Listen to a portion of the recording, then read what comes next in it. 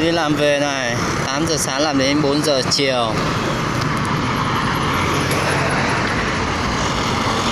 Anh em mình đi bộ thôi, cốt bộ thôi, mệt lắm. Đây là trên cầu Vượt nhá, cầu Vượt Hưng Yên nhá.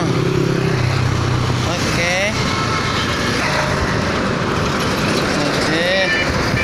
Các bạn xem nó có đẹp không? Ok.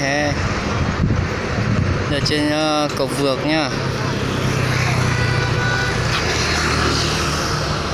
Đây toàn là công ty hết nhá, anh em nhá.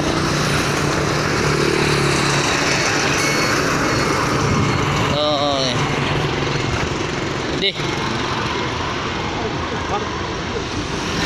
Mệt.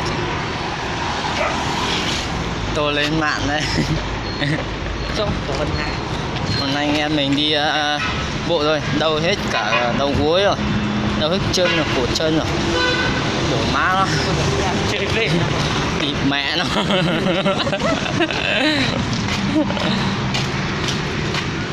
Anh em không biết thì cứ đi kiếm tiền xem như thế nào.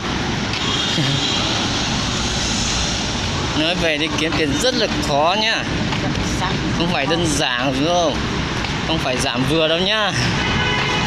在热的运气，没有感觉发特别好。